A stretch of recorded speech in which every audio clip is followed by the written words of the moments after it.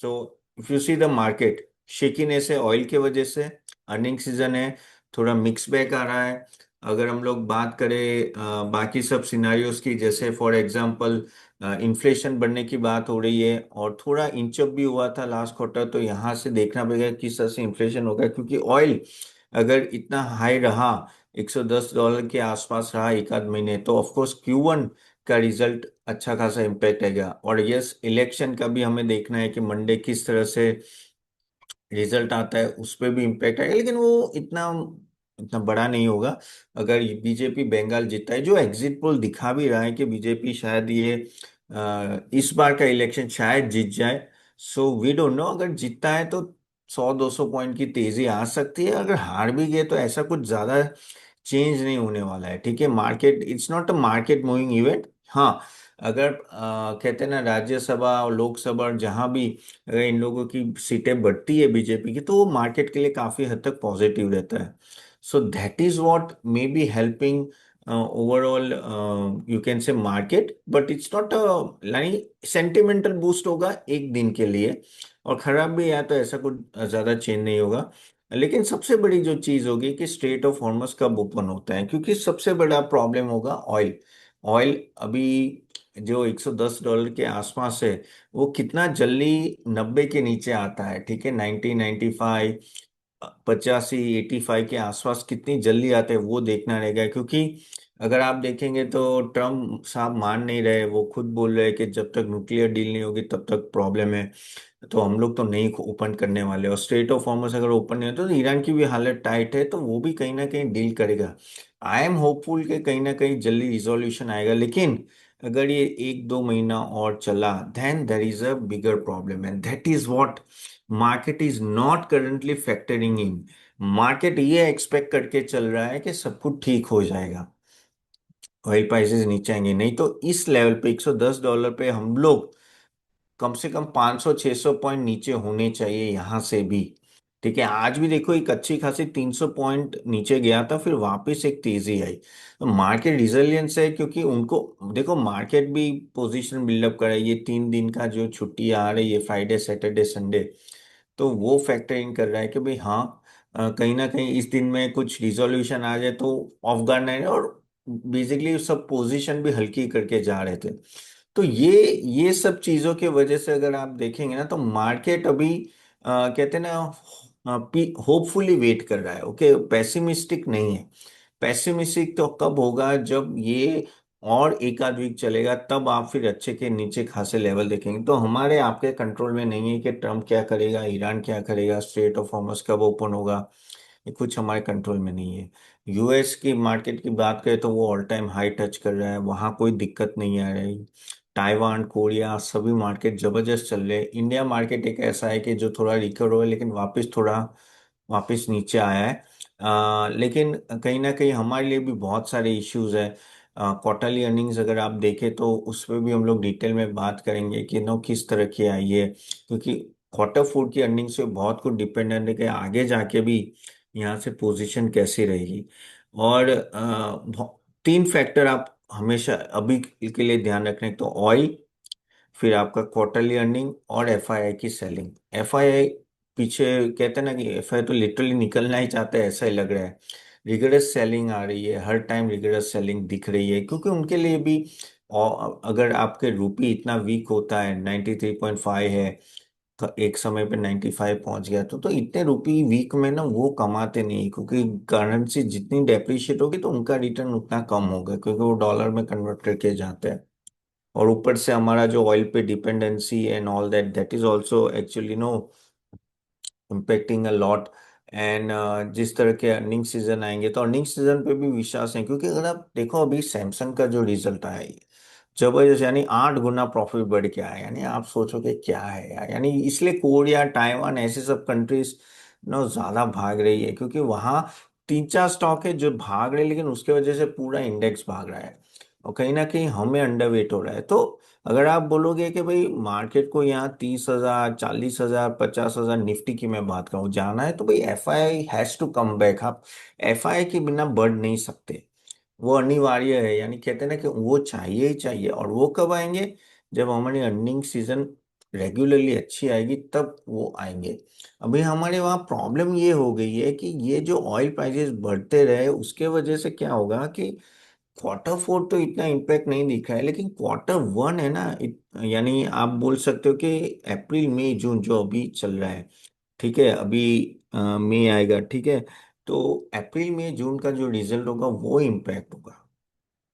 And that is the problem we'll be facing here. So one has to be very very careful here कि भाई just यहाँ नजर रखो आप ना, ऐसा नहीं है कि सब कुछ ठीक हो गया है, सब कुछ ठीक नहीं हो गया है, मार्केट आपको मौका भी दे रहा है लेने के लिए। ठीक है, जैसे 22,200 पे बेस्ट था मौका, और आई थिंक हमारे सभी मेंबर्स ने काफी अच्छी तरह से उसमें बाय भी किया, हमारे स्मॉल केस में भी अच्छे खासे इन्वेस्टमेंट किए, तो you will get a very handsome return with in 1 month. By the way आप हमारे नो स्मॉल केस देखने जाते हैं, जो large cap, mid cap, small cap, okay, even power defence जो बहुत अच्छे चले, ओवरऑल सभी अच्छे चल रहे, तो उसका मैं लिंक दे दूंगा। You can just click it, 300 plus GST से स्टार्ट होता है per month. So it will be very very helpful, क्योंकि आपको ऐसे मार्केट में स्ट्रक्चर बाइंग बहुत ही इंपॉर्टेंट है। अभी क्या हो रहा है कि मार्केट जब आपका 24,000 के आसपास है ना, तो you will get lot money stock at a lower level, और what to buy is very very important. ये 5,000 से ज्यादा स्टॉक है, आप कुछ भी तो नहीं ले सकते ना। स्ट्रेटेजिकली और साइंटिफिकली आपको इन्वेस्ट करना बहुत ही जरूरी है, और यहाँ हम लोग सिर्फ लॉन्ग टर्म इन्वेस्टिंग की बात करें, यहाँ कोई शॉर्ट टर्म नहीं है। ठीक है, तो अभी हम लोग रिजल्ट सीजन में भी देखे तो आप देखो वैरायटी ऑफ रिजल्ट्स आए, उसमें कुछ सेक्टर अच्छा करे, कुछ सेक्टर नहीं परफॉर्म कर रहे हैं। अभी जो रिजल्ट्स आए इसमें अभी काफी हद तक कह सकते हैं कि कंपैरेटिवली बैंक्स के देखो, एनबीएफसी देखो, तो उनकी अच्छी खासी रिकवरी आई। एफएमसीजी में भी रिकवरी देखी, लेकिन एफएमसीजी का अभी दूसरा इशू ये हो गया है कि अभी ऑयल प्राइसेस ऊपर रहते हैं ना, तो शायद उनका क्वार्टर 1 को वापस इम्पैक्ट आ सकता है, and that is where the problem may come again. क्योंकि अगर आपके रॉ मटेरियल प्राइसेस बढ़ते हैं तो आपकी प्रॉफिटेबिलिटी भी कम होती है, करेक्ट। तो एफएमसीजी का जो अभी अगर आप नेस्ले का रिजल्ट देखो तो काफी अच्छा आया, और बाकी के भी ठीक ठाक आए, क्योंकि सबसे बड़ा जो इशू आया था एफएमसीजी में वो था वॉल्यूम ग्रोथ। वॉल्यूम ग्रोथ 2 से 4% का वॉल्यूम ग्रोथ देते थे, अब उसमें क्या होता है, कुछ नहीं होता है। You need a sustainable volume growth, यानी 10%, 15% से 20% से ग्रो करोगे, तब आप स्टॉक प्राइस में मूवमेंट देखोगे कि ये ऑलरेडी सभी स्टॉक्स महंगे हैं, काफी महंगे स्टॉक्स है, तो उनमें अगर आपको अच्छी खासी स्ट्रेंथ चाहिए तो उनको उसको उस तरह से परफॉर्म भी करना पड़ेगा, वो उस तरह का वॉल्यूम ग्रोथ आना पड़ेगा, तो वो आपको यहाँ धीरे धीरे दिख रहा है। लेकिन अगर जैसे मैंने बोला कि इन्फ्लेशन वापिस इंचअप होता है, तो इन्फ्लेशन इंचअप होता है तो आपका वापिस रॉ मटेरियल प्राइसेस बढ़ते हैं, क्योंकि ऑयल प्राइसेस अप है, तो फिर क्या होगा कि परचेसिंग पावर सबकी कम हो जाती है, और उसमें वापिस एफएमसीजी में इम्पैक्ट आता है। क्योंकि अभी जो तेजी हमने भी जो देखी थी वो इसलिए देखी थी कि कहीं ना कहीं जो कहते हैं ना कि इन्फ्लेशन बहुत ही डाउन था कुछ क्वार्टर से, उसके वजह से उसका पॉजिटिव बेनिफिट आ रहा था। लेकिन अभी ऐसा लग नहीं रहा है, अभी इन्फ्लेशन इंचअप होगा, और उसमें क्या होगा कि आरबीआई जो पहले रेट कट का ये सिचुएशन पे चल रहा था, अभी वो रेट बढ़ाने की सिचुएशन में आ सकता है। अभी नहीं बढ़ाएंगे, मे बी 2-3 क्वार्टर में अगर बढ़ा सकते हैं, अगर ये ऑयल प्राइसेस में remain on a higher side. तो अगर ऐसा होता है, वो रेट बढ़ाते हैं, तो ओवरऑल इकोनॉमी में भी सेंसिटिव जो सेक्टर होते हैं उन पे इम्पैक्ट आता है। तो एफएमसीजी में भी कहीं ना कहीं ना आपको ये इन्फ्लेशन कॉस्ट देख के जाना है, और एफएमसीजी में बी वेरी केयरफुल, क्योंकि ये सभी स्टॉक 55, 70, 80 के पी पे चल रहे हैं, ओके।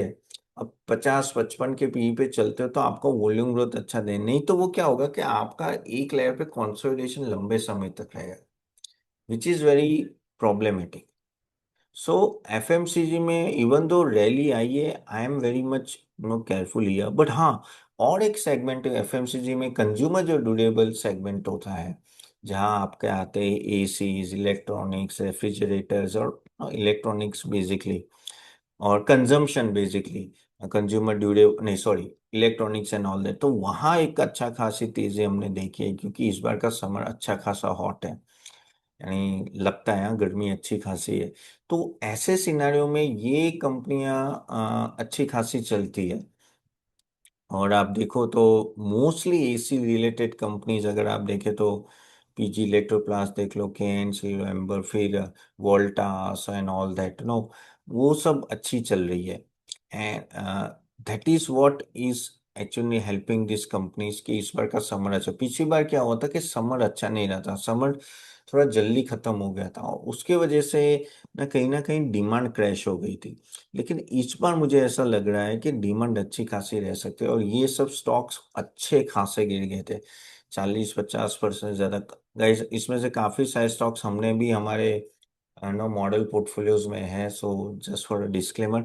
और जो भी आप गाइस इन्वेस्ट करो प्लीज अपना एनालिसिस करके इन्वेस्ट करना है, ठीक है। Standard disclaimer, of course we are SEBI registered research analyst, but of course just यहाँ मैं जो भी स्टॉक्स के नाम दूंगा उसका वो मतलब नहीं कि आपको जाके इन्वेस्ट करना है। I am just giving on a knowledge basis. So consumer durables looks good, quite good. लेकिन जैसे फॉर एग्जांपल एलजी में, लेकिन जहाँ वैल्यूएशन बहुत हाई है वहाँ थोड़ा केयरफुल रहना है। जैसे एलजी हो गया and all that, they may give you market perform but may not give you N extraordinary. लेकिन काफी सारे स्टॉक्स जो नीचे आ गए वहां आप देखें, लेकिन इसमें आपको एक चीज देखनी है कि आपको उनका रिजल्ट बहुत ही अच्छी तरह से ट्रैक करना है। अभी आप देखो क्योंकि ये जो अप्रैल मई जून होगा, this will B one of the best quarter for all the consumer durables companies, even for the power sector also. क्योंकि गर्मी अच्छी खासी है तो अच्छा है। तो अभी क्या ये लोग अपनी इन्वेंट्री खाली कर रहे हैं कि नहीं कर रहे? बाय द वे आपके पास कोई कंज्यूमर ड्यूरेबल स्टॉक है तो just type in the chat box, just type in the chat box. So क्या इन्वेंट्री खाली करे, क्या इनमें प्राइसिंग पावर आ रहा है कि नहीं आ रहा है,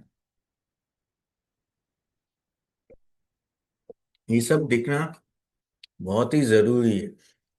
क्योंकि तो ही सस्टेनेबल ग्रोथ होगा, नहीं तो ये साइक्लिकल स्टॉक्स हो जाएंगे। जैसे काफी हद तक वोल्टास है ना, ऊपर जाता है फिर नीचे आ जाता है, वापिस ऊपर जाता है नीचे आता है। तो आपको ये साथ में देखते रहना पड़ेगा कि इनमें क्या ये एक सिक्योर ग्रोथ आ रहा है कि नहीं आ रहा है, जो पिछले 1-2 साल से नहीं आ रहा था, इसलिए स्टॉक्स बहुत गिर चुके हैं। इसके रिलेटेड अनदर सेक्टर जो बहुत ही इंपॉर्टेंट है, पावर सेक्टर। तो पावर सेक्टर में तो आपने देखा यार इतनी तेजी तो आई थिंक पावर में बहुत टाइम के बाद अब इतनी बड़ी तेजी देखी है आप लोगों ने, करेक्ट। और बहुत ही अच्छा परफॉर्मेंस दिया है। हमने भी काफी ना अच्छे लेवल पे पावर में एंट्री मारी थी, तो ना आप वो पावर का स्मॉल केस देख सकते हो, बहुत अच्छा ऑलमोस्ट मोर देन 25% रिटर्न दिया है इस 1 मंथ में। क्योंकि यहाँ से भी मुझे लग रहा है कि ये मेगा ट्रेंड है। तो आई थिंक हमने लास्ट सेशन में भी डिस्कस, तो यहाँ मैं डिटेल में बात नहीं करूंगा, लेकिन this is the sector one has to keep in mind. आप देखो गाइस, आप थोड़ा देखो कि कहाँ चीजें बदल रही है और कहाँ चीजें में ग्रोथ आ रहा है, वैसे सेक्टर में डालोगे तो बहुत ही अच्छा होगा। जैसे हम लोग भी फोकस काफी हद तक डोमेस्टिक सेक्टर में ही कर रहे हैं, I am not focusing on export currently. जैसे फॉर एग्जांपल आईटी, तो मैं बेरिश हूँ कम्प्लीटली। इवन आप टेक्सटाइल देख लो, फिर इवन लेदर हो, या वो सब ऐसे ऐसे सब जो भी कंपनीज है, या इवन केमिकल्स, मैं उतना बुलिश नहीं हूँ। आएगा उनका टाइम, मैं ऐसा नहीं बोल रहा हूँ कि नहीं आएगा, लेकिन अभी तो नहीं लग रहा है, अभी तो टाइम लगेगा, क्योंकि अभी बहुत सारे क्वेश्चन मार्क्स हैं। इसमें फार्मा एक है जहां मैं एक कंपैरेटिवली पॉजिटिव हूँ, तो वो एक देख सकते हैं, क्योंकि वहां इतना इम्पैक्ट नहीं आ रहा है, और वो जो टैरिफ का मामला था फार्मा को डायरेक्ट बीच में आया ही नहीं था। वो अदर सेक्टर के बिना फार्मा के सिवाय में बाकी सब जो एक्सपोर्ट ओरिएंटेड सेक्टर पे फोकस नहीं कर रहे हम लोग। हम लोग जो फोकस करें सभी डोमेस्टिक ओरिएंटेड पे।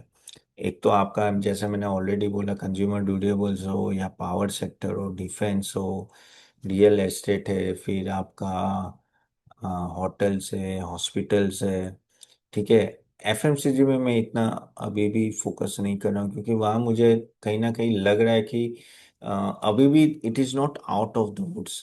तो यू, और उसके वजह से आप परफॉर्म कर पाओगे। देखो ऐसा नहीं बोल रहा हूँ कि आपको एंटर करना है निकल जाना है, लेकिन आपको थोड़ा 3 साल 4 साल का जब भी आप गाइस इन्वेस्ट करो ना, my sincere suggestion to you, either you follow me और not, but you just follow the trend at least कि कहाँ चीजें बदल रही है, ठीक है, वो सेक्टर में जाओ, और जो स्टेटस को है वैसे सेक्टर में मत एंटर करो। ठीक है, क्योंकि अगर आपको अल्फा रिटर्न चाहिए, जैसे आपका म्यूचुअल फंड है कि आपको 12-13%, 14% दे रहा है, तो वो तो आपको म्यूचुअल फंड या ईटीएफ में डाल के ही मिलेगा। लेकिन अगर आपको 20-25% रिटर्न कमाना है, आपको जहां मूवमेंट है वहां जाना पड़ेगा, और जहां आगे जाके 3 साल में स्टॉक डबल ट्रिपल 4 गुना हो रहा है कि नहीं, वैसे सेक्टर में जाओगे तो वहां आपको एक ज्यादा अच्छा खासा बेनिफिट मिलेगा। Even banks and NBFC will be beneficial. तो थोड़ा उस तरह से देखिए करो, उस तरह से आपको पोर्टफोलियो को अपना एडजस्ट भी करना है। आंख बंद करके मत बैठ जाओ कि भैया कभी ना कभी तो ऊपर आएगा, ना कभी ना कभी ऊपर आएगा तो आप अपॉर्चुनिटी घुमा रहे हो। जैसे अभी मार्केट डाउन है तो आपको खराब स्टॉक से निकल के अच्छे स्टॉक में जाना है। अभी क्या हुआ देखो, अभी 24,000 पे मैं बताऊं आपको, जो 22,200 में जब ये मार्केट गया था ना, तो बहुत नीचे चला गया था, यानी वैल्यूएशन काफी नीचे था। फिर जो बढ़ा ना, तो फिर हाथी घोड़ा गधा सब भागे, यानी सभी स्टॉक में अच्छी खासी रिकवरी आ गई, 25 से 30% की में भी रिकवरी आ गई है। अभी क्या होगा, अभी वापस डिफरेंशिएट होगा कि इसमें से सही से घोड़ा कौन सा है, वो भागेगा जिसका रिजल्ट अच्छा होगा। तो this is the best time to move from one stock to another stock, one sector to another sector which is not performing. शादी नहीं करनी है किसी भी सेक्टर और स्टॉक से। ठीक है, टीसीएस आपके जेब में पिछले 10 साल से तो जरूरी नहीं कि यहाँ आगे जाके भी वो परफॉर्म करेगा। देखो, आपको थोड़ा आपको है ना रियलिस्टिक रहना है। मार्केट में बहुत लोग होंगे और सबको, सब लोग अपना बेचना चाहते हैं, जैसे ये ब्रोकर्स आते हैं ऑल दैट। देखो, मैं खुद ब्रोकर रहा हूँ, ठीक है, कोटक सिक्योरिटीज के फ्रेंचाइजी हैं ऑल दैट। तो काफी आपको, अगर आप, मैं आईटी में निकालूं तो 100 में से 95 लोग बोलेंगे buy, TCS, Infosys, HCL all that. अगर इतने टाइम से ये लोग बाई के बाई, पीछे 5 साल से वो बाई कर रहे हैं, 3 साल से, और अभी तक का 3 साल का अगर सीएजीआर रिटर्न देखो तो इसका नेगेटिव है, सभी का, TCS, Infosys, HCL all that. तो अभी तक वो रॉन्ग ही हुए ना। क्या होता है कि एक बार आपने बाई बोल दिया ना, आप तुरंत सेल नहीं बोल सकते। और उनको क्या है कि अपने वहां लोगों को खिलाना खिलाना, यानी जितना टर्नओवर करेंगे उतना कमाएंगे। तो टीवी में आएंगे तो टीवी में आपके जैसे अनिल सिंघवी हो या ये सब आके आपको बोलेंगे कि अनुज सिंघल हो या वो जो भी, तो वो आपको बोलेंगे अरे नीचे गिर गया, बढ़ेगा बढ़ेगा भाई। और फिर 2 दिन बाद जैसे ही कुछ टेक्निकल चेंज होगा मार्केट का, तो वो बोलेगा नहीं नहीं अभी थोड़ी मंदी का माहौल। एग्री और not, then just I before agree. उनको घूमने में टाइम नहीं लगता है, क्योंकि वही उनका नेचर है, और वो अपने हिसाब से सही है, क्योंकि वो उनका काम ही ये है। उनका काम है ट्रेंड के साथ जाना, ट्रेंड चला तो ठीक है, नहीं चला तो फिर बोल देंगे कि भाई ठीक है, नहीं है, ये है वो। तो कहने का तात्पर्य है कि आपको किसी पे आके इन्वेस्ट नहीं करना है, आपको करना है इन्वेस्ट तो प्योर रिसर्च के बेस पे करना है। ओके, और क्या चीजें हैं जहां इंप्रूवमेंट आएगी वैसे में ही इन्वेस्ट करना है। हाँ, कभी कभी कोई सेक्टर बहुत नीचे है, जैसे for example real estate sector 50-60% नीचे चला गया आपका। ओके, तो ये जैसे डीएलएफ हो या लोडा हो या ओबोरो है, कितने सारे, तुम 50-60% है, लेकिन साइकिल रिवर्स होने के चांसेस हो जाते तो आपको इन्वेस्ट करना ही करना है। लेकिन साइकिल रिवर्स होने के चांसेस नहीं लगते तो मत इन्वेस्ट करो। ओके, इसलिए रिसर्च के बिना इन्वेस्ट मत करो, नहीं तो फंसने के बड़े चांसेस है। और एक थीम, एक आध थीम की बात करो तो कैपिटल मार्केट थीम बहुत ही बढ़िया थीम है। रिजल्ट थोड़े मिक्स बैक आ रहे हैं, इस बार ब्रोकिंग बिजनेस के बहुत ही अच्छे रिजल्ट आए। एएमसी के ठीक थे, स्टेडी थे। प्लेटफॉर्म बिजनेस के तो अच्छे आ ही रहे हैं। तो वहां आप देखो कोई सेक्युलर ग्रोथ है तो वहां आप जा सकते हो। वहां आपको थोड़ा और इन्वेस्टिगेशन करके इन्वेस्ट करोगे तो वहां कोई प्रॉब्लम नहीं है। मैं यहाँ तक बोलता हूँ गाइस, आप ऐसे सेक्टर में इन्वेस्ट करिए जहां हमें पता है कि ये 5 साल या 10 साल में ये सेक्टर में इश्यू नहीं आएंगे।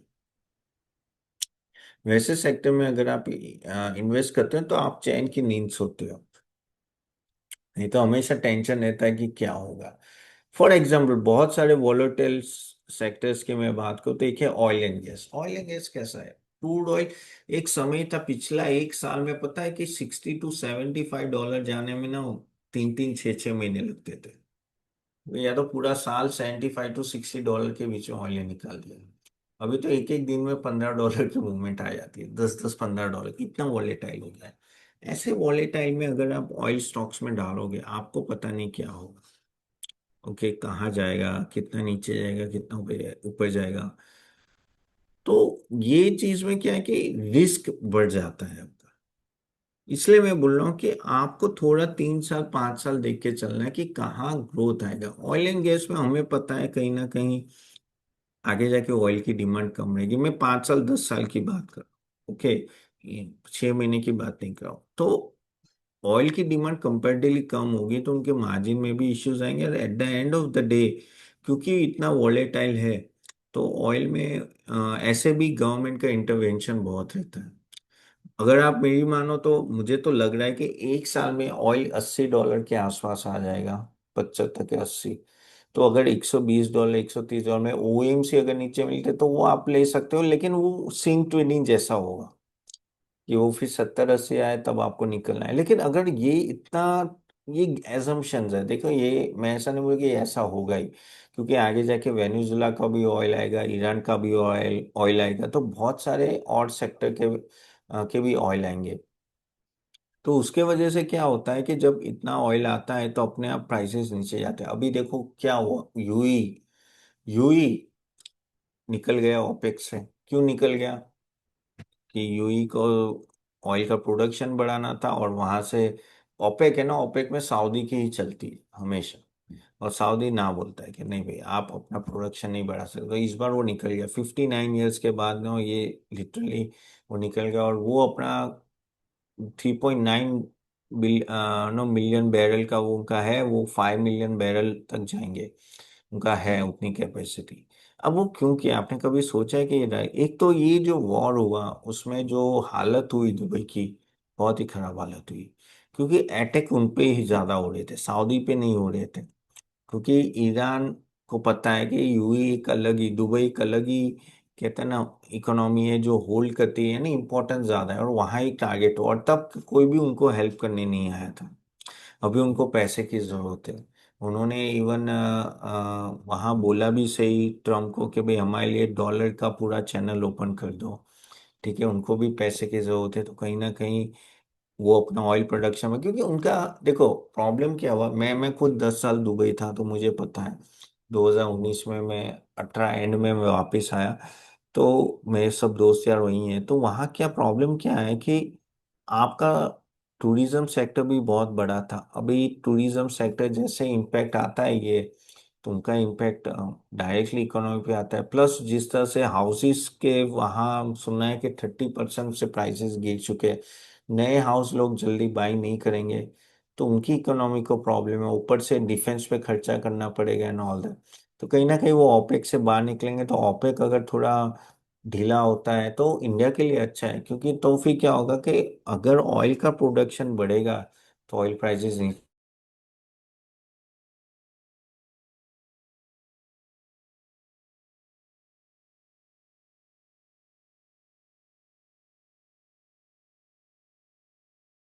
अपने एनालिसिस करके डालना, हमने नहीं ली है, देखो मैं क्लियर कट बोल रहा हूँ, मैं आपके जस्ट बोलने के लिए बोल रहा हूँ, डोंट मुझे पकड़ना मत के ऐसा हो रहा है, लेकिन मुझे ऐसा लग रहा है।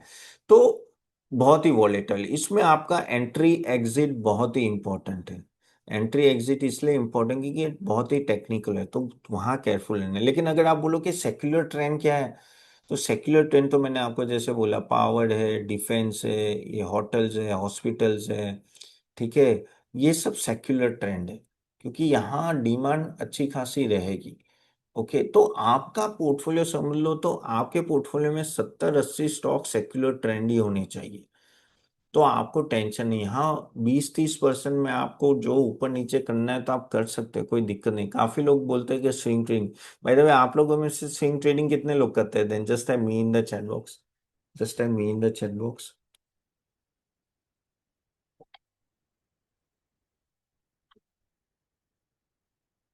काफी सारे करते हैं। तो गाइस कीजिए, कोई दिक्कत नहीं है, but be careful, okay. Technical analysis properly देख लेना आप, स्टॉप लॉस बराबर लगा के जाना। देखो मैं खुद ब्रोकर रहा हूँ, इतने सालों का एक्सपीरियंस बोलता हूँ। तो 100 में से 5 लोग होंगे जो टेक्निकल स्विंग ट्रेडिंग अच्छा कर पाते हैं, बाकी 95 लोग नहीं करे।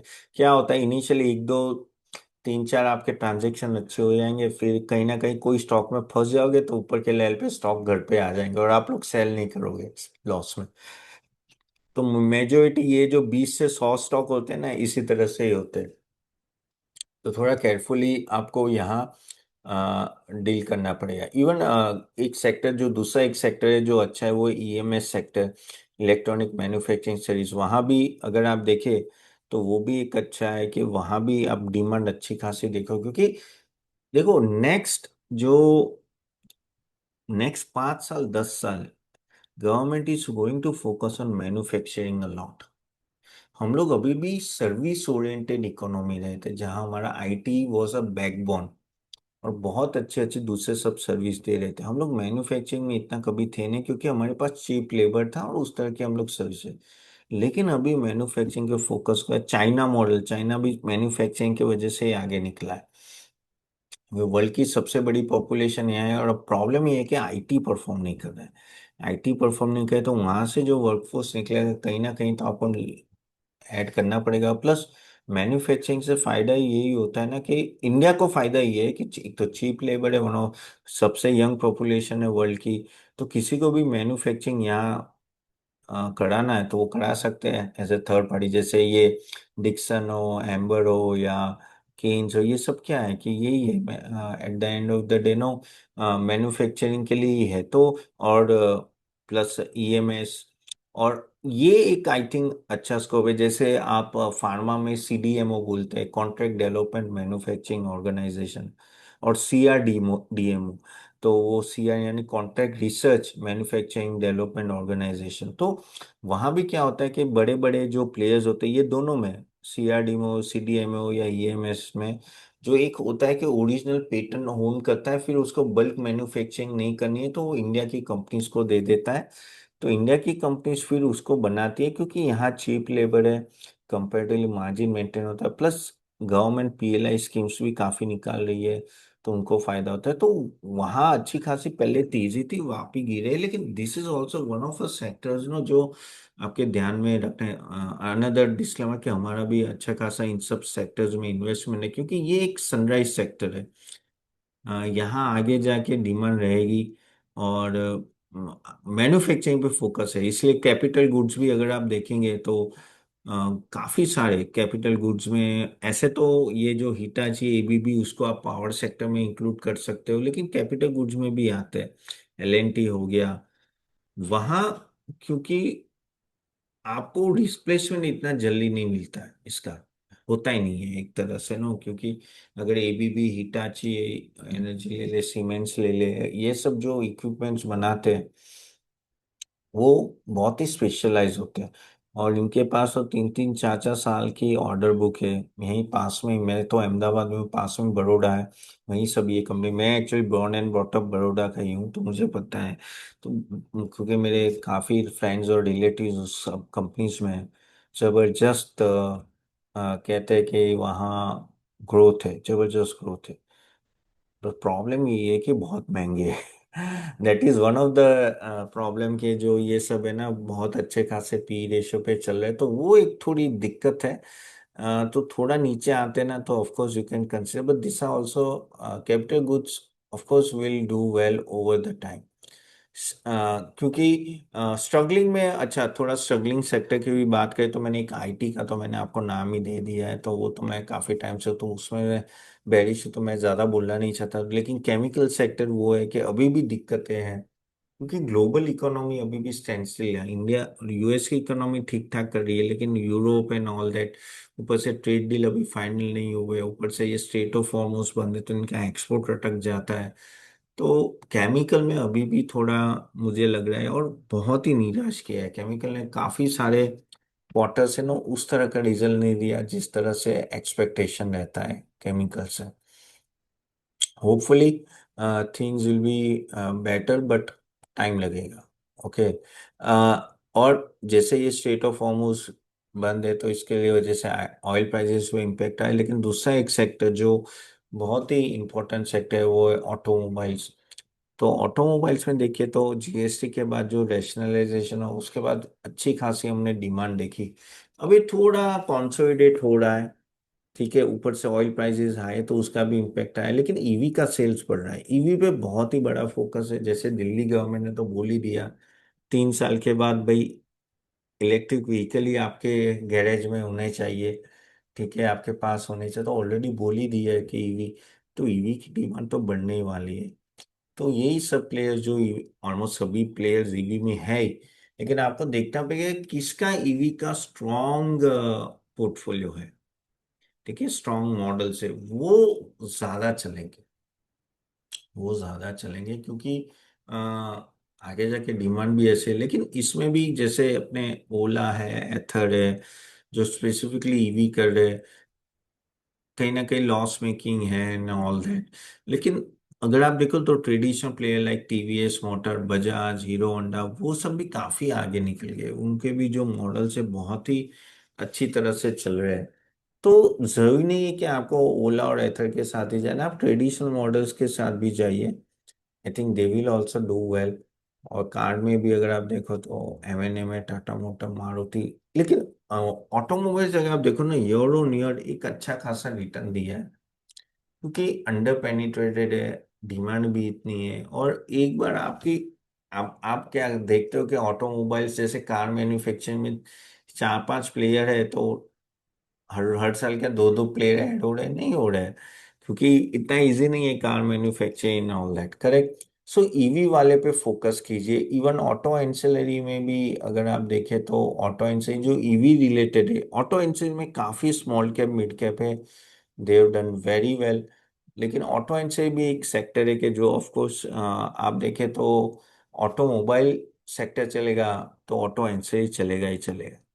और उसमें काफी सारे छोटे छोटे, जैसे हम लोग भी स्मॉल कैप मिड कैप के जो जितने भी स्मॉल कैप, उसमें ऑटो इंश्योरेंस है, क्योंकि डायरेक्टली कोरिलेटेड टू ऑटोमोबाइल्स। और अपना और दूसरा एक सबसे बड़ी बात है कि अपना एक्सपोर्ट बहुत ही अच्छा है। हाँ, ऑटो जो भी हमारे नो ऑटो इनसे कंपनी जैसे मदरसन सुमी ले लो या मिंडा ले लो, या बहुत सारी कंपनीज है जिनका एक्सपोर्ट बहुत ही अच्छा है। तो ग्लोबली भी नो डिमांड अच्छी खासी रहती है।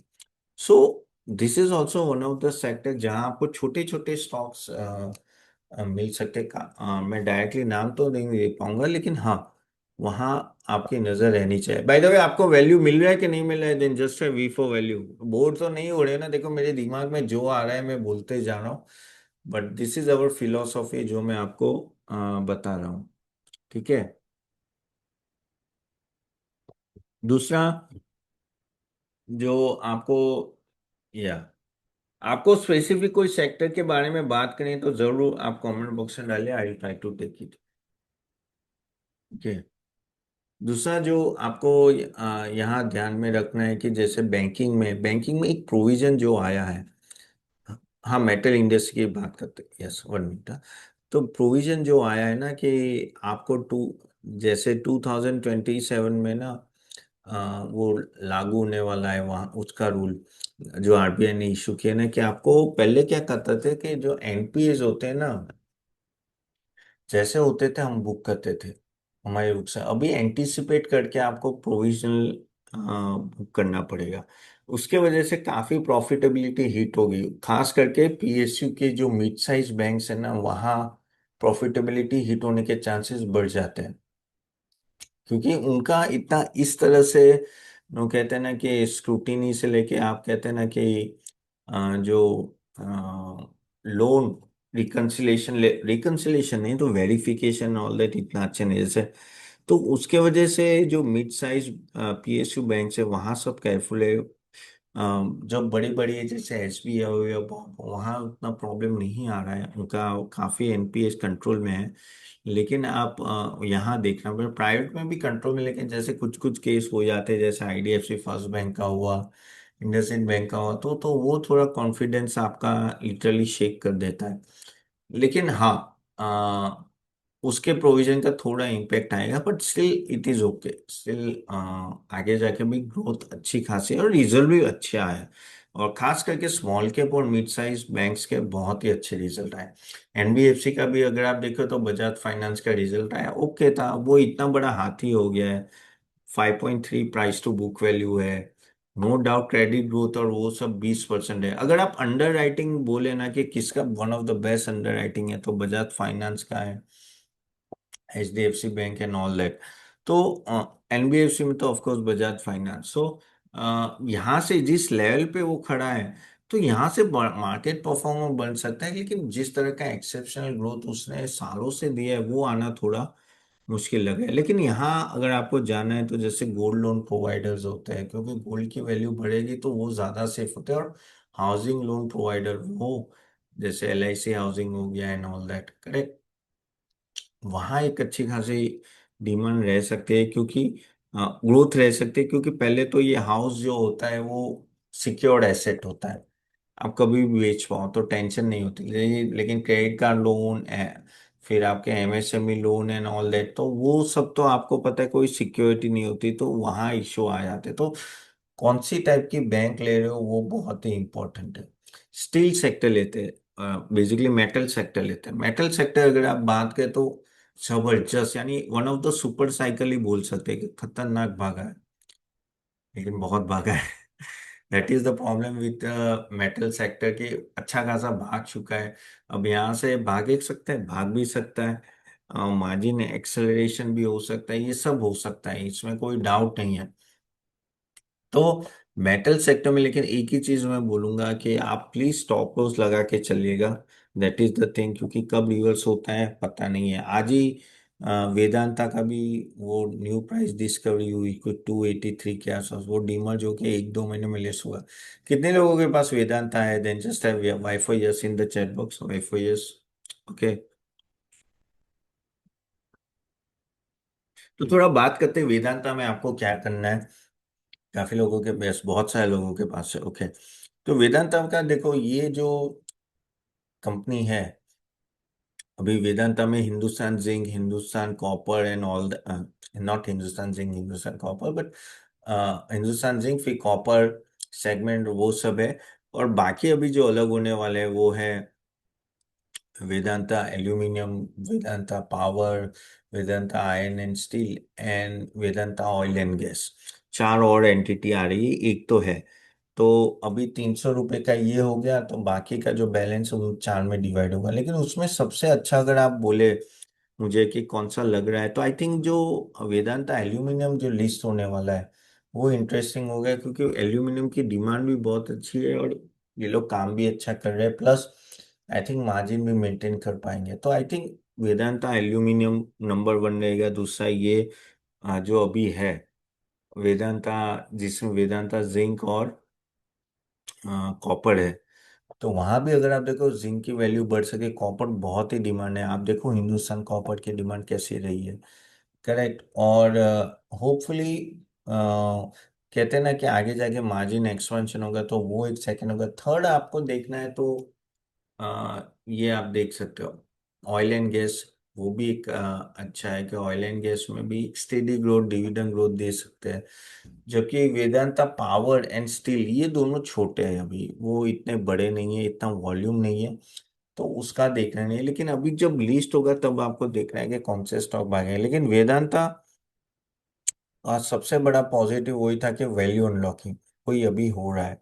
दूसरा एक वैल्यू अनलॉकिंग अगर आप बात करें जो अभी तक हुआ नहीं, लेकिन चांसेस फुल लेके होगा 6 महीने साल में, वो है रिलायंस का। रिलायंस टेलीकॉम का जैसे वैल्यू अनलॉकिंग होगा, आई थिंक वो बहुत ही वॉल्यूम अच्छा खासा वैल्यू आपको प्रोवाइड करेगा। और of course guys, just a disclaimer, Reliance, we have given a recommendation, so just for a disclaimer, but overall मुझे लग रहा है कि आगे जाके of course रिलायंस जियो बाहर निकलेगा और उसकी खुद की वैल्यूएशन बहुत हाई होगी। फिर रिलायंस रिटेल भी डीमर्ज होगा, आगे जाके रिलायंस अदानी, रिलायंस ग्रीन वो भी एक है। तो ये सब मुझे लग रहा है कि आगे जाके वैल्यू अनलॉकिंग, अदरवाइज आप बोलो रिजल्ट के बेस पे भागेंगे तो वो डाउटफुल लग रहा है। लेकिन हाँ, लॉन्ग टर्म प्ले कहीं ना कहीं अच्छा है। सो उस तरह से आप देखिए, काफी टाइम वैल्यू अनलॉकिंग से ही बड़ा फायदा हो जाता है। जैसे रिलायंस का जियो फाइनेंस अलग हुआ, बाद में कितना भागा, और सही में वैल्यू अनलॉकिंग हुई है। सो जब कंपनियां सिंगल लेवल पे आती है तो उनको किसी और पे डिपेंडेंट नहीं होता, उनका जो प्रॉफिट है वही दिखता है। सो that is what is helping, will be helping Reliance over the time. ठीक है। So keep this in mind. बाकी सब तो मैंने जो काफी सारे सेक्टर्स की बात की, एक सेक्टर जो अभी से चला नहीं है वो रेलवे। रेलवे में एग्जीक्यूशन का बहुत प्रॉब्लम है अभी भी। आप देखो काफी सारे स्टॉक्स में हमने भी पहले बैट किया था, लेकिन बहुत ही स्लो मूव है, बहुत ही स्लो मूव है। कहीं ना कहीं गवर्नमेंट का इतना फोकस नहीं है तो उसका भी इम्पैक्ट आ रहा है। But yes, railway is not able to perform as per the expectation. तो अभी भी थोड़ा लग रहा है कि कंसोलिडेट होगा। आगे जाके देखना पड़ेगा कि किस तरह से नो ग्रोथ होती है, लेकिन अभी तो थोड़ा अंडरवेट रह के चलोगे तो भी अच्छा है। कैपिटल मार्केट टीम तो मैंने आपको बोली, तो वो जरूर आप देखिए। आई थिंक वहाँ कंपेरेटिवली काफी सेक्युलर ग्रोथ है। तो ये सब सेक्टर्स या स्टॉक्स जो भी मैंने दिए बोले आपको, या उस तरह से अगर आप देखोगे और इन्वेस्ट करोगे, I think chances are much more कि आप कमाओगे। एंड एट देन यही करने आए। और जैसे मैंने बोला, शादी मत करो गाइस, कुछ चीज नहीं चल रही है तो उस स्टॉक को निकाल दो, लेकिन ऐसा नहीं कि भाई जिंदगी भर मुझे उस स्टॉक में रहना ही रहना है। अगर आप उस तरह से रहोगे तो फंसने के ज्यादा चांसेस है। ठीक है। और भी सेक्टर्स है गाइस, मैं कवर नहीं कर पाऊंगा, हम लोग नेक्स्ट सेशन में वापस करेंगे। लेकिन बाय द वे, आपको कैसा लगा ये session? Type in the chat box, और मैं अभी मैं आपको बताऊंगा कि how we can help you out. और हमने जो स्मॉल के स्पेसिफिकली बनाए तो किस तरह से पोजीशन होती रखनी चाहिए, all that I am going to tell you about it, because very very important to have your organise portfolio. और अभी मार्केट अगर नीचे आता है, फॉर एग्जांपल अभी जिस तरह की सिचुएशन है, अगर मार्केट अगर नीचे आता है, I think this will be the best time to invest. थोड़ा लंबा सोचना, 3 महीने 6 महीने का मत सोचो, लेकिन साल 2 साल में आप याद करोगे कि this was the best time to invest. Okay. So how many wants to know about our model portfolio small case, then just time me in the chat box. या thank you everyone, thank you, thanks for your reply. Okay. Yes. ठीक है, चलिए। So let me show you. अगर आपको slide दिखाई देते हैं, just type yes in the chat box. Just type yes in that. Oh, just to introduce myself, guys, I'm a chartered accountant by a profession, and okay, and SEBI registered research analyst and a portfolio manager रहा हूँ मैं। Handled more than 1,000+ crores of portfolio, analyzed client member of across stage is 4,000+, and investor impact is almost 1 lakh+। Of course SEBI registered member हूँ, तो this is our number. तो जो भी मैं यहाँ प्रोवाइड करता हूँ, जो हमारे सभी मेंबर्स हैं, एज पर लीगली प्रॉपरली, और हमारा काफी ऑडिट हुआ है, आज ही मेरा ऑडिट हुआ है सेबी का कंप्लीट। तो सब कुछ as per the SEBI rules चलता है। And I do come regular on TV like ईटीना वीटीना, Swadesh, CNBC, Zee, NDTV, money nine, business today, and all that channels. And some of the snapshot of coming live on TV, like with Nikunj Dalmia and many other big personality. Of course, देखिए आप हमारा, of course result अच्छा होता है। Result क्या, हम लोग research अच्छा है तभी you can come regularly on TV. Okay, so this is what is that. So you can catch me again on Monday. अभी फ्राइडे को तो छुट्टी है, but yes, you can catch me live. I am coming on NDT, Profit, and BT now, and all that. Okay, so so basically this is how it is now. Of course, काफी सारे publications में भी आते हैं, Mint, Economic Times, Business, and Business Related. Only my article came on Mint. ठीक है। Now let me tell you about our small cases, जो मैं आपको बताना चाहता हूँ। दीज आर स्ट्रक्चर पोर्टफोलियो, लेकिन यहाँ एक चीज मैं बताना चाहता हूँ, ये लॉन्ग टर्म के लिए है, तो प्लीज शॉर्ट टर्म के लिए मत सोचना। ये शॉर्ट टर्म के लिए नहीं है, ये लॉन्ग टर्म के लिए है। ठीक है। तो जैसे I give you the various type of portfolio we have, just to tell you here. Like we have, अगर आपको थोड़ा रिस्क थोड़ा हाई ले सकते हो, तो just to tell you about, we have a city small cap and mid cap compound, and city small cap alpha. Okay, now this all this start with 300 rupees plus GST. One thing I want to tell you, today is the last day of this fees. मैं अभी आपको बोल रहा हूँ, वापिस सुन लीजिए, कान खुले करके सूझिए। 300 रुपीज प्लस GST, ये लास्ट डे, कल से ये फीस बढ़ रही है। ओके, कल से ये फीस बढ़ रही है। आज last day of the month है, तो ये है, हमने लॉन्च किया था इसलिए। Clear then just have C for clear, if you want to apply you can apply. तो रिन्यूअल भी सेम रेट पे होगा, 300 प्लस जैसे, यानी 370 रुपीज। उतने में धुरंधर की टिकट भी नहीं है, धुरंधर की 650 की आती है, यानी 2 महीने की फी, यानी एक धुरंधर की टिकट। तो this is what is that. And of course no, this is just return like this is perform like 22%, 14%। अब आप बोलोगे 1 मंथ में चला है, लेकिन देखिए गाइस, मार्केट से ज्यादा हम लोग परफॉर्म करें, that is more important. Market अगर 10-12% से बढ़ा है, तो ये 22% से बढ़ा है। आई एम नॉट टेलिंग के same thing will follow over the months, but I am just giving you the current scenario. Again, ये छोटे, अगर आपको वेरी हाई लेना है थोड़ा रिस्क, तो आप स्मॉल कैप में जा सकते हैं, नहीं तो स्मॉल कैप मिड कैप में जा सकते हैं। Again there are two another theme जो मुझे, I am very much sure, और मैंने, मुझे कॉन्फिडेंस है कि यहाँ बड़ी थीम बनेगी। ये है, वो है पावर और डिफेंस। उसका भी आप देखिए कि जबरदस्त परफॉर्म रहा है, और 5 साल तक रखेगा इस, this will give you hell of a return. Fees, बहुत फीस की टेंशन में लो, फीस तो ऐसे वसूल हो गए, 4,500 5,000 रुपये, तो आपको भी पता है, कुछ नहीं है, कुछ नहीं है। ठीक है, और उसमें भी हम लोग आपको बताएं क्या रखना है क्या नहीं। सो दिस इज थीम, जो दो थीम है, पावर और डिफेंस थीम है।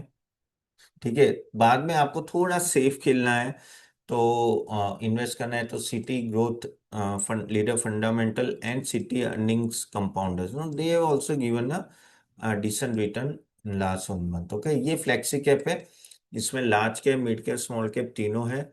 ये थोड़ा मीडियम रिस्क है, और ये बहुत ही लो रिस्क है। यहाँ सेफ्टी बहुत है, फंडामेंटली काफी स्ट्रॉन्ग कंपनीज है। और लास्ट है कि जो आपको, अगर आपका म्यूचुअल फंड है, म्यूचुअल फंड में जाना है, तो this is mutual fund. Of course this is the, कहते हैं ना कि रिटर्न लास्ट 1 मंथ में 8.94%। म्यूचुअल फंड यानी सेफ है। यहाँ आपको क्या फायदा है, मैं बताता हूँ कि यहाँ सबसे बड़ा फायदा जो है, कि अगर आप देखेंगे तो, आप जब अपने एजेंट थ्रू जाते हो, तो आप रेगुलर एनएवी लेते हो। रेगुलर एनएवी में क्या होता है कि 1% कमीशन आपके एजेंट को जाता है, हर साल जाता है, हर साल। जितना भी एयूएम होगा, यानी 10 लाख का, समझ लो 25 लाख हो गए, तो हर साल हर एक 25 लाख में भी 1% जाएगा।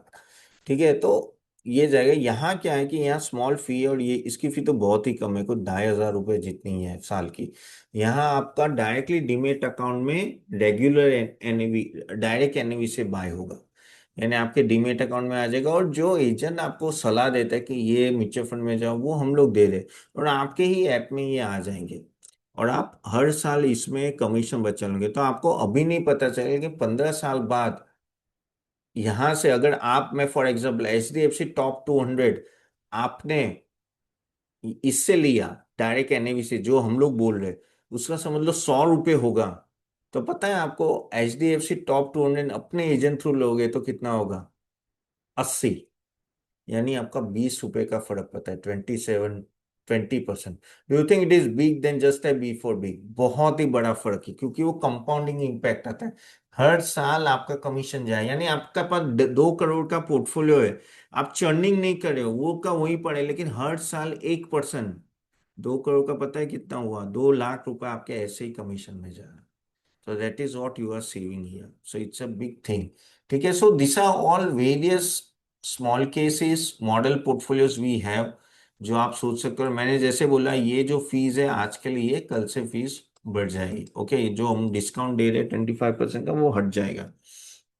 So this is what you are going to get it. अब ये किस तरह से काम करेगा, लेट मी टेल यू।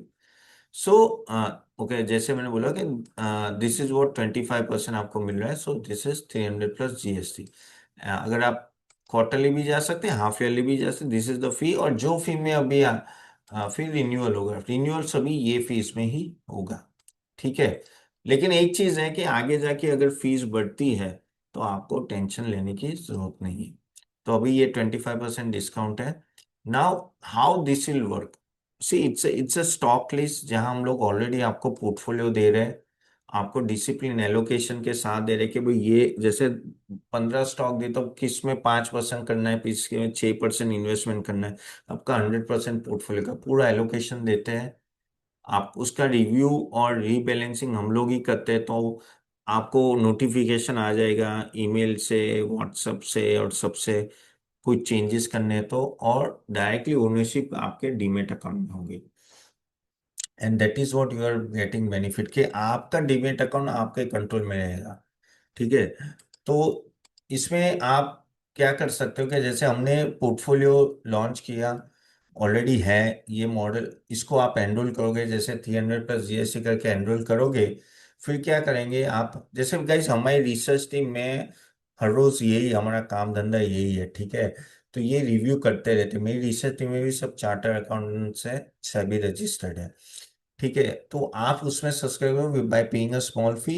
फिर आप क्या चाहते हो, तो एक तो आप मैन्युअली वो पोर्टफोलियो देख के बाय कर सकते हो अपने डीमेट अकाउंट में, या तो आपका डीमेट अकाउंट हम इससे लिंक हो जाएगा हमारे पोर्टफोलियो से through the use of small case app, small case. Okay. तो स्मॉल केस की टेक्नोलॉजी से ये आपका डीमेट अकाउंट लिंक होगा, ऑलमोस्ट 20 ब्रोकर से आप लिंक कर सकते हो। तो इनिशियल पोर्टफोलियो आपका जो भी होगा, आप उससे फायदा क्या होगा कि जैसे आज आपने एनरोल किया और कल आपको इन्हें, तो आज ही आपने 1 लाख डाला, तो कल 1 लाख रुपए सुबह 9:15 को उस पोर्टफोलियो में डिवाइड हो जाएंगे। ओके। तो एग्जीक्यूशन अपने आप होगा, इवन कोई चेंजेस होगा ना, तो आपको नोटिफिकेशन आएगा कि CA Tapan Doshi has recommended this change. जैसे फॉर एग्जांपल टोरेंट पावर निकाल के टाटा पावर लेना है, तो do you agree with that, अगर आप एग्री करते हो और आपने डीमेट अकाउंट लिंक किया तो अपने आप हो जाएगा, नहीं तो आपको मैन्युअली करना पड़ेगा। So that is the benefit you are getting here.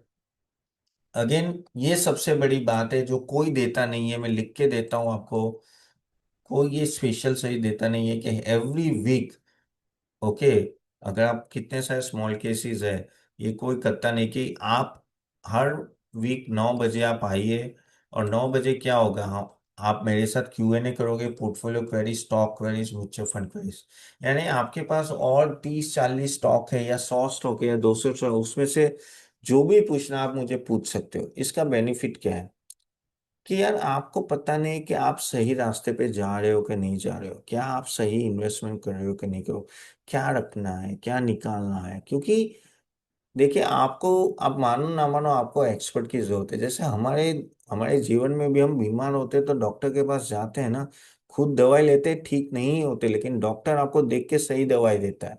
वैसे ये है, ये आपका हर वीक का सेशन होगा, ऐसे ही जैसे अभी सेशन है, ऐसे ही हुस टू पेनालिस होगा, जहां आप आइए और पूछिए क्वेश्चंस, और मैं भी काफी लोगों के क्वेश्चन आंसर दूंगा, तो आपका भी माइंड क्लियर होगा। देखो ये आप इसको लाइटली मत लो, ये जो आप बहुत मेहनत से आपकी जॉब बिजनेस से जो कमाते हो, now you to put that money at work, और वो 24/7 काम करेगा आपके लिए।